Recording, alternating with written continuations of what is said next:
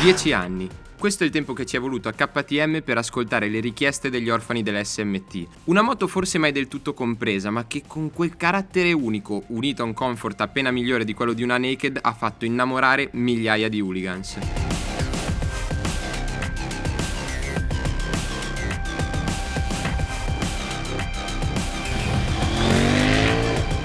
E quindi, signore e signori, ecco a voi la nuova KTM 890 SMT. Non c'entra niente con la precedente 990? Beh, ovviamente no, perché non c'è in condivisione neanche un bullone, ma la sigla che c'è lì sul serbatoio continua ad avere lo stesso significato e continua ad essere sinonimo di arroganza.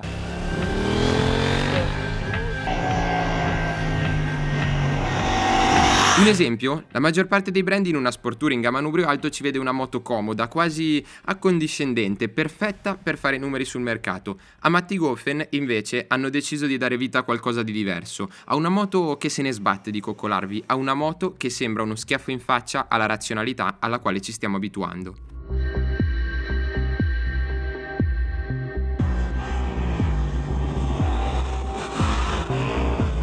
La ricetta alla base del progetto è abbastanza semplice, si prende una KTM 890 Adventure R, si spoglia di tutto, si tengono buoni motore, telaio e qualche pezzo sparso qua e là e si ricostruisce il tutto con un solo obiettivo: realizzare un qualcosa per godere tra le curve senza curarsi troppo se la ruota davanti non tocca mai terra.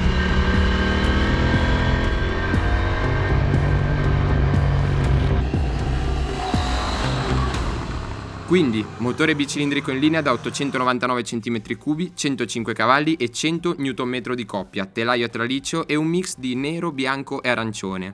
Ma cosa c'è veramente dietro tutto questo? Partiamo dall'esterno. Il serbatoio è stato ridimensionato, ora i litri a disposizione sono 15,8 e non più 20. Le sospensioni invece sono marchiate VP Apex e offrono 180 mm di escursione, sia davanti sia dietro, con la forcella che è regolabile nel ritorno, in compressione e nel precarico, mentre il mono è regolabile nel precarico e nel ritorno. Ruote ovviamente in lega da 17 pollici con gomme Michelin Power GP.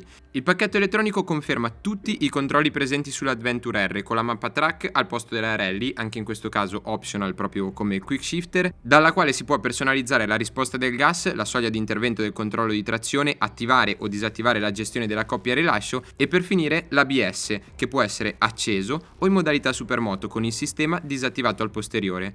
Il prezzo? Pari a quello dell'Adventure Standard, si parte da 14.700 euro.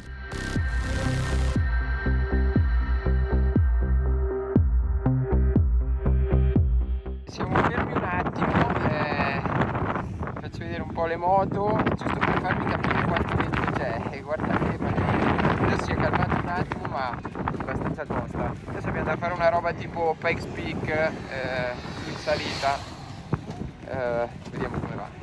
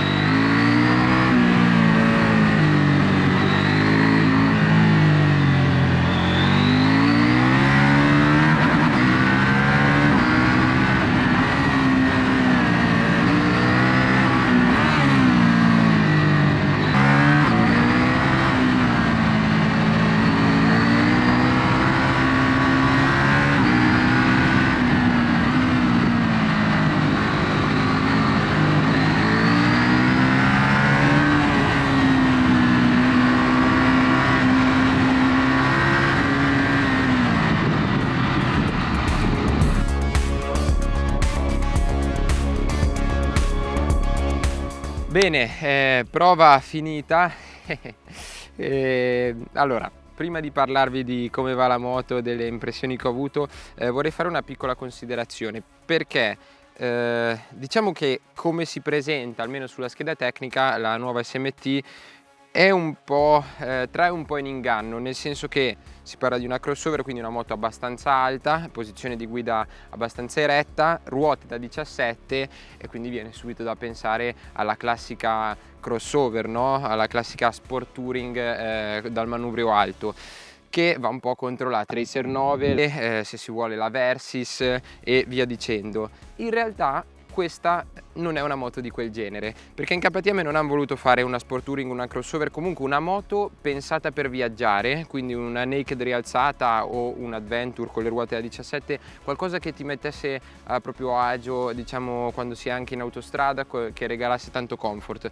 Direi proprio di no. La loro idea è stata quella di creare una moto che sia un po' un'arma per salire sul passo di montagna, se vogliamo, no? Qualcosa con cui divertirsi al 100%, e infatti questa moto si chiama SMT e secondo me si va a mettere proprio di fianco all'SMT che c'era una volta, e anche strizza un po' l'occhio alle varie SMR, SM che sono state fatte, ovvero le Supermoto 990, no? Porta una sigla abbastanza importante sul serbatoio che in tanti chiedevano da tanto tempo. Ci sali sopra, fai i primi meteo, o meglio le prime curve, e è proprio come ci si aspetterebbe che fosse, no? È la moto che deve essere, è al 100% un SMT. Poi può essere per il design un po' diverso, non ha più V2, ha un bicilindrico in linea, ma fidatevi, questa è in tutto e per tutto un SMT, almeno che in quella che è la filosofia. Allora, partirei un attimo dall'ergonomia, che è praticamente identica a quella della KTM 890 Adventure, quindi manubrio sempre abbastanza basso, però in questo caso ci sta alla grande. In questo caso poi su questa moto si è la posizione di guida un po' più caricata davanti, ma non perché appunto il manubrio sia più basso, la sella sia particolarmente più alta, che poi di fatto in realtà lo è, quanto perché proprio come è impostata la moto anche a livello ciclistico è molto spostata sul davanti. Chiaramente è stata pensata per andare solo ed esclusivamente su strade, per essere molto svelta, quindi questa è l'ergonomia. Del resto non ho granché da segnalare, il manubrio stretto in questo caso ci sta molto bene secondo me, sull'Adventure forse un pochino troppo stretto, su questa invece direi che è proprio il suo.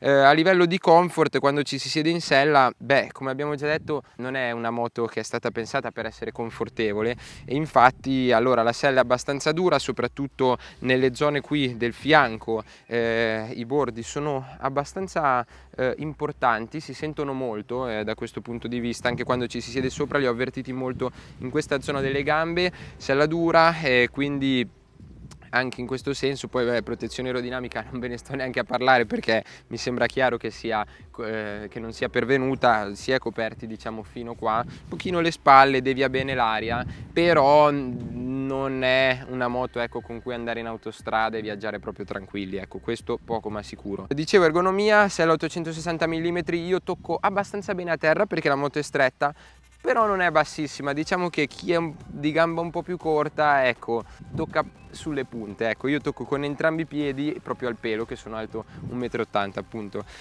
Altro a livello ergonomico non ho granché da segnalare, a livello, restando un po' sul tema comfort, beh, allora, le vibrazioni ci sono a regime costante, anche a 5.000 giri, i pedane vibrano un po', vibra un po' anche il manubrio, un po' meno secondo me della 890 Adventure che abbiamo provato poco tempo fa, vi lascio qui in alto il link per andare a vederla, però ci sono, come c'è anche un po' di trasmissione del calore. Oggi c'è stata una media di 24 gradi, soprattutto quando eravamo in basso qui in Sardegna, vicino alla costa, e viene su un po' di caldo, soprattutto quando si va piano. Poi quando si va un po' più forte non si avverte, ma quando si va piano questa zona delle gambe qui un po' di caldo lo prende, ecco. Ultimo appunto sulla protezione aerodinamica, la moto esce di serie così, ma se voleste ci si può mettere tranquillamente senza nessun problema il cupolino dell'Adventure, che sicuramente protegge molto meglio di questo.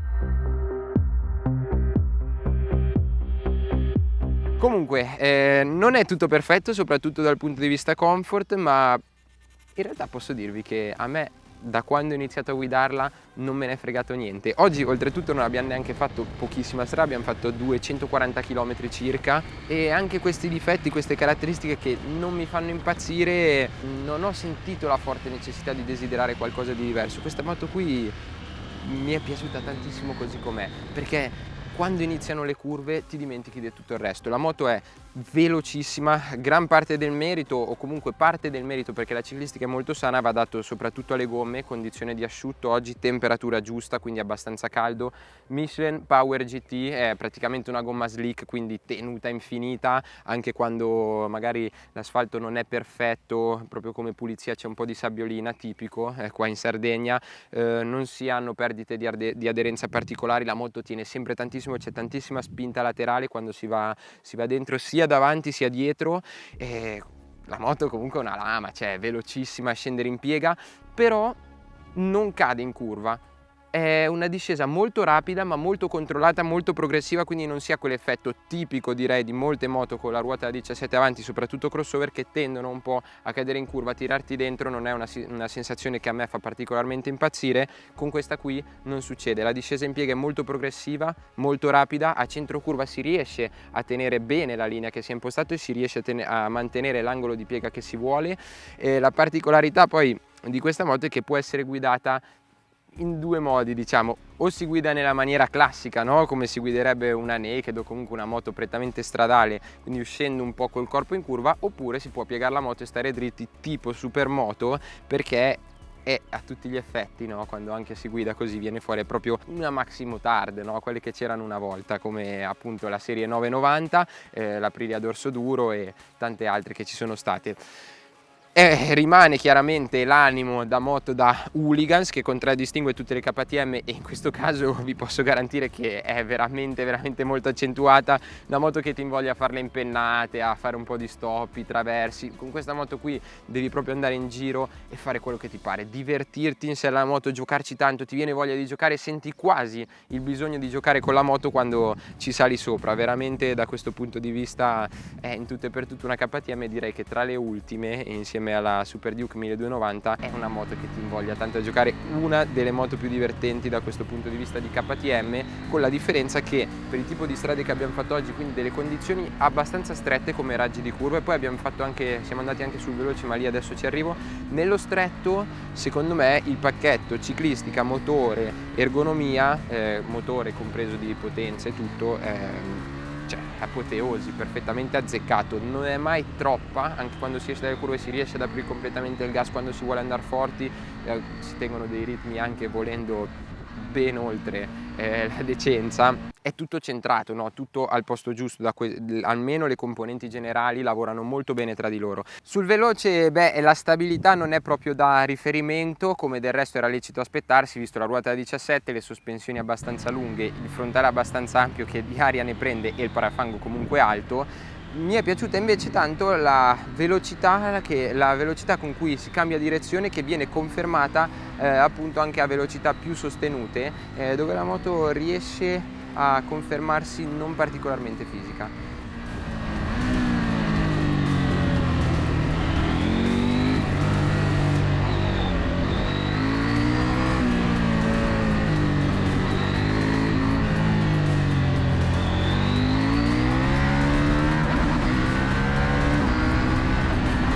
Nello specifico, motore confermato in tutto e per tutto quello dell'890 Adventure. Le differenze sono una logica di rivista dell'acceleratore, tant'è che oggi l'ho usato praticamente tutto il giorno in street. Non è più filtrato, questo non significa che ci sia un off, anzi non ce n'è, però è molto più diretto, molto più simile a un cavo, trovo molto bene. La corona ha qualche dente in più, quindi la moto è più pronta sotto. In questo senso avere meno peso anche sulle ruote, ruote in lega da 17 contro a raggi 21 e 18, c'è una bella differenza di peso. Sembra anche che vada molto più forte nonostante i valori di potenza e coppia siano identici. Qua c'è un bel cannone supportato da un quick shifter che a salire funziona divinamente, secondo me, sempre un po' secco ma a me piace, ti dà un bel calcio nel sedere quando si mette dentro la marcia. Non mi ha fatto impazzire in discesa, perché soprattutto quando si va un po' più piano, comunque si ha un regime appena sotto la metà del contagiri, le marce spesso facevano fatica ad entrare, molto spesso, quindi ti devi aiutare con la frizione, ma anche lì è un po' contrastato il comando. Quando invece si fa sempre gas a manetta, si va proprio forti, come ad esempio dove eravamo prima nel pezzo di strada chiuso, allora lì scala senza problemi. Anche in questo senso direi molto ready to race, no? Per restare in casa KTM.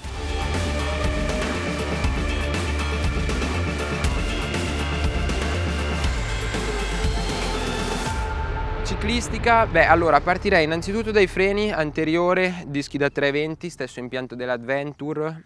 Niente da dire, mi trovo molto bene, modulabile, non estremamente potente, soprattutto quando si arriva a fine corsa, magari un zicchettino in più non mi sarebbe dispiaciuto, però con un comando così modulabile ti viene quasi da non pensarci. Freno posteriore invece abbastanza modulabile, aiuta tanto a rallentare, aiuta tanto anche a centro curva quando si vuole tenere lì la moto. Non particolarmente potente, mi sarebbe piaciuto avere più potenza nell'ultima parte di corsa e un comando un po' più progressivo, perché c'è parecchio gioco e poi in realtà non si riesce a sfruttare tanto la corsa del pedale del freno. Tutti i controlli elettronici funzionano bene, soprattutto il cornering ABS, che anche a centro curva si pinza sul davanti, tiene bene la linea. Da questo punto di vista, come al solito, Bosch con KTM sviluppano insieme veramente dei controlli ottimi. Altro, beh, sospensioni. Allora, il pacchetto generale funziona molto bene, sono abbastanza sostenute in taratura standard, sempre poi si può andare ad agire e fa anche la differenza, il click della sospensione si sente. Comunque ho tenuto quasi tutto il giorno taratura standard. Direi sostenute quando si tratta di assorbire delle buche, capacità di assorbimento non è elevatissima, soprattutto quelle più secche, perché poi le sconnessioni, gli avvallamenti vengono assorbiti abbastanza bene sia davanti sia dietro. Quando invece si forza tanto il ritmo c'è un pelino troppo di trasferimento di carico, però non è un male, perché a centro curva la moto rimane abbastanza bassa e quindi fa sì che oltre all'avantreno sia più svelto anche in entrata, anche a centro curva si riesce a tenere bene la linea e si sente abbastanza bene, considerando la tipologia di moto, cosa succede sotto la ruota davanti. Si è seduti abbastanza vicini, non si ha le braccia particolarmente distese, ma si riesce sempre a percepire cosa succede senza andare poi a diventare una sorta di naked. La sua anima secondo me rimane ben definita, senza andare né da una parte né dall'altra, si pone proprio a metà tra Duke e Adventure e secondo me in questo senso azzeccata assolutamente anche la scelta delle sensazioni che restituisce la moto quando si guida. Aggiungo una cosa sola sul comfort, mi è venuto in mente adesso. È vero, non è una moto pensata per essere confortevole, però il plauso in questo caso va al motore, tra l'altro come ho detto anche nella prova dell'Adventure, è molto elastico. Questo motore secondo me tra i bicilindrici in linea è veramente un po' una perla rara, un po' un capolavoro, sia per il carattere che ha, ma anche per come funziona, per la quantità di coppia che viene distribuita su tutto l'arco di erogazione e ne hai sempre, tu prendi il gas in mano e ne hai sempre, in questo senso molto fluido, molto elastico, anche perché in sesta a 50 all'ora sbatte un po' la catena, tossisce un po' la moto, però con un filo di gas si viaggia senza particolari problemi anche in quinta, quindi da questo punto di vista si riesce ad andare molto molto rilassati. Tra l'altro spaziatura del cambio, direi con i rapporti finali così, 45 denti la corona, pignone identico a quello dell'Adventure, direi proprio perfetta la rapportatura del cambio.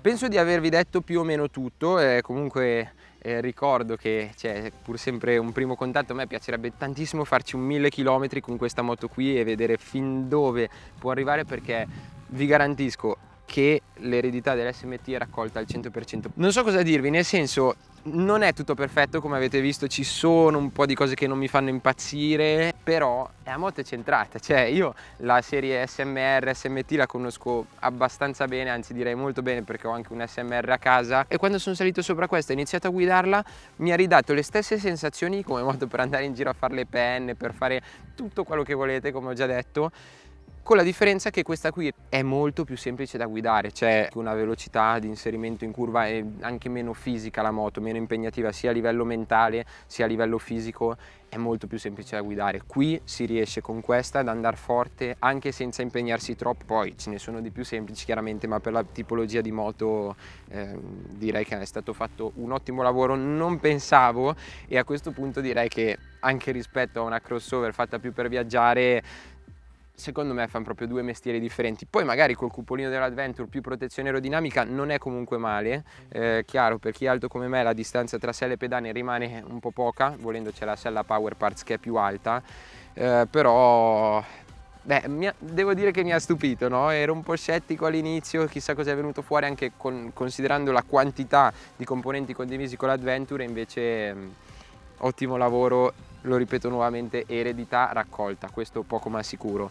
Ora penso di non aver più niente da dirvi, i consumi in realtà non ve li sto neanche a dire quelli rilevati dal computer di bordo, per il semplice motivo che mi hanno già rifatto benzina non piena, e poi comunque oggi abbiamo tenuto sempre un ritmo parecchio alto, quindi sarebbe sbagliato dirveli. Spero di avere l'opportunità, come ho detto prima, di avere un 1000 km dove magari andare a verificare anche i consumi e tanti altri piccoli dettagli dei quali magari non abbiamo parlato, come ad esempio può essere passeggero. E quindi fatemi sapere qui sotto nei commenti se volete approfondire qualche tema, domande nello specifico, come al solito sono a vostra disposizione, e direi che ci vediamo al prossimo video.